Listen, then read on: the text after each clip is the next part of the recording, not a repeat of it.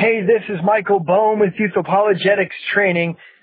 Today we're going to continue reporting on Todd Bentley and the fact that he is a false prophet, except that I was just informed that Todd Bentley entered a hospital and healed everybody there.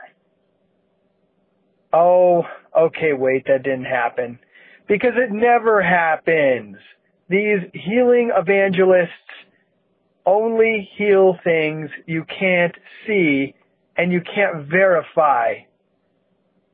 All these people that are in wheelchairs, they get stuck in the back. They don't let them get close to the stage, guys. Have you ever heard that? These big healing revivals, they make sure that those people with one arm or one leg get stuck in the back because they do not want that person to find their way to the front and end up on the stage. No, they want to make sure they're people that you cannot verify. Anyway, today we're going to keep going on Todd Bentley, and perhaps we'll finish today. I'm not quite sure. I've got a little bit of notes left. Let's go ahead and jump right in here. Todd Bentley has compared his meetings to those of William Branham. Now, if any of you guys know who that guy is, he's another false prophet from farther back. He denied the Trinity, and he was also a promoter of the serpent seed doctrine. Kind of gives you an idea of where we're going with this. But going back to these angels, here's another quote from Todd Bentley. And I just absorb this, okay? He says this: when I need a financial breakthrough, I don't just pray and ask God for my financial breakthrough. I go into intercession and I become a partner with the angels by petitioning the Father for the angels that are assigned to get me money. Money, money, money, money. Okay, sorry. I really assigned to get me money. Father, give me the angels in heaven right now that are assigned to get me money and wealth. And let those angels be released on my behalf. Let them go into the four corners of the earth and gather me money. That wasn't me, Mike Bohm, saying that. That was a quote from Todd Bentley. Really? Sending out the angels to gather him money. Oh boy. Let's move on. Todd Bentley has had a history of violent situations happening to his participants in the meetings. It's similar to what you see in or hear about with the old Smith Wigglesworth, which is a whole different guy. He's long since passed on. I've read a lot of Smith Wigglesworth stuff, and I'm pretty certain the guy's saved, but he was into some wacky stuff. Todd Bentley is known for smacking people, punching people, kicking old ladies in the face with his biker boot, running up and slamming people to the ground, getting on top of people and choking him. In fact, I have this little audio clip. I want you guys to listen to this. All right, so this is Todd Bentley, and it's just a bunch of audio clips of different exploits that he apparently did. Well, what's happening?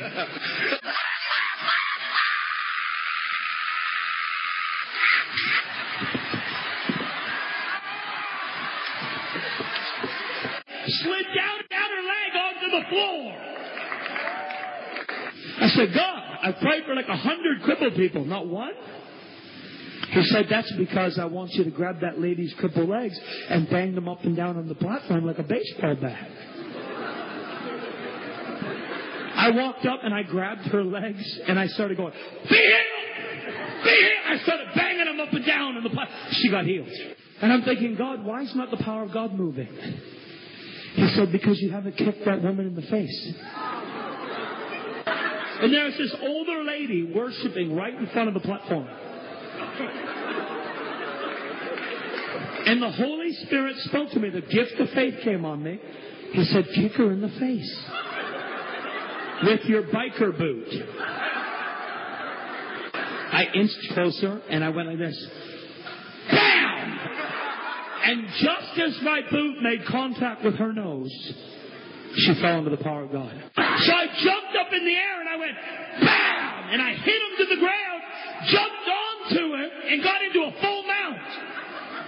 Ground and pound. I jumped on it, and I was in a full mount, and something came over me, and instead of punching him, I grabbed him by the neck and started choking him. And I said, come out of him, devil!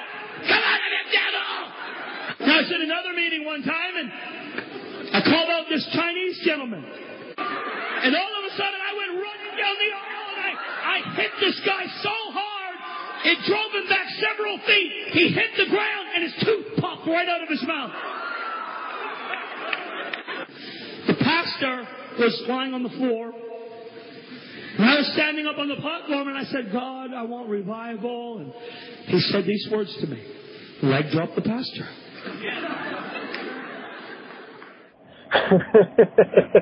All right. I'm laughing because I don't even know what to say about that. Okay. Again, guys, I've been a part of this kind of stuff. I'm familiar with this lifestyle. And I am absolutely amazed that I was duped by it. When you listen to this, either A, you're going to get so angry you're going to want to throw your iPod at the wall. Don't do that. Don't do that. Or you're just going to shake your head and start laughing because it's unbelievable. Again, friends, the world is mocking us because of this. 1 Corinthians 14:39 and 40, it says, wherefore, brethren, covet to prophesy, and forbid not to speak with tongues. Okay, so right now, a lot of them are jumping for joy. That's good, fine. Then it moves on. Let all things be done decently and in order.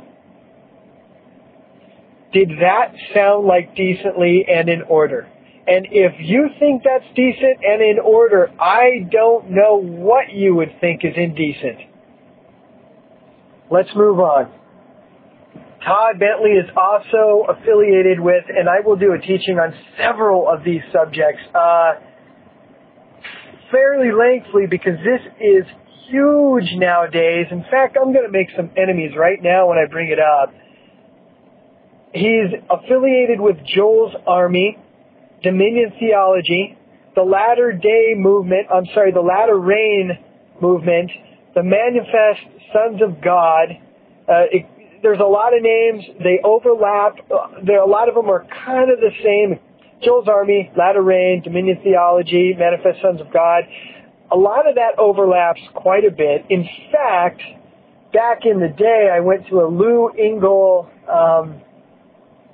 it was a conference up in Colorado Springs at that one guy's church. Why can't I remember his name? He turned out to be a homosexual, and he stepped down from ministry, and I think he's back into ministry again. I cannot remember his name.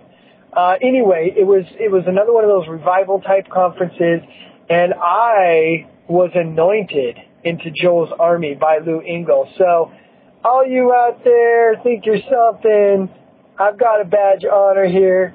I'm part of Joel's Army. Yeah, that's right. No, don't misquote me. I'm not part of Joel's Army. But back then, I was anointed into that group. Oh boy, I'm embarrassed. Anyway, in fact, Todd Bentley's got Joel's Army tattooed onto dog tags that are around his neck. Okay, did you understand what I just said there? He's got a tattoo of dog tags around his neck with Joel's Army tattooed onto the dog tags.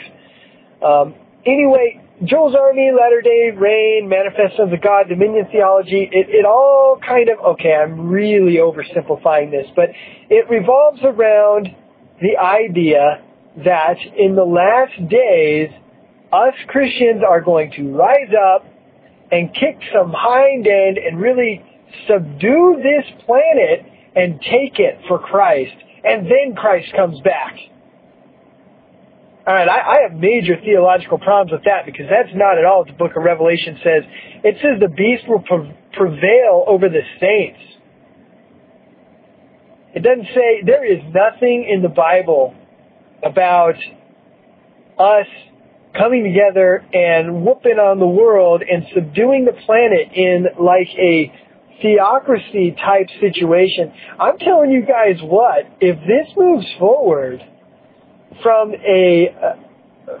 from certain theological standpoints about eschatology, about the end of the world, this might be the movement that causes massive persecution to come down on the church. And I don't know if I mean that in the sense that this latter rain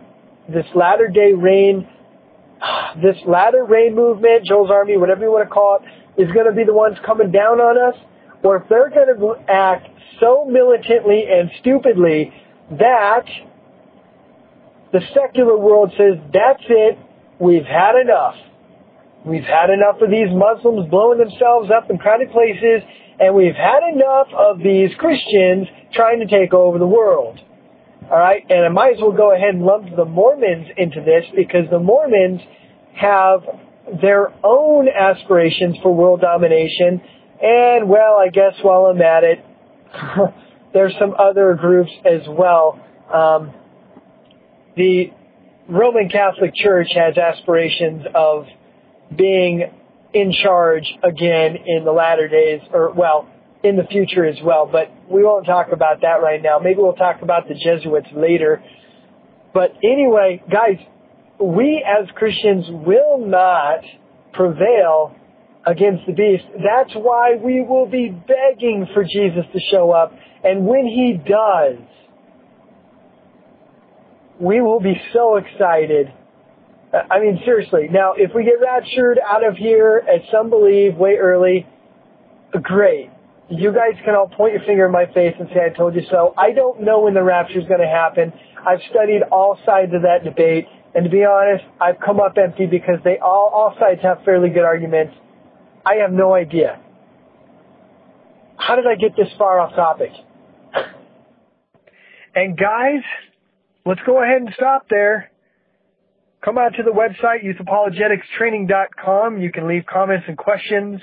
You can also click the like button or the Google Plus button. I don't even know who uses Google Plus, but nonetheless, you can click it, or you can retweet my articles and my podcasts. And guys, when you do that, you share apologetics to your friends and your family, and it gets out there. And by the way, this is not just about me. I mean, seriously, click the like button when you hear anything apologetics based that you like. Because guys, let's get this out there. All right? Time is running short. Let's get this stuff out there. Let's get people saved. All right? So with that, I love you guys, and I'll see you tomorrow.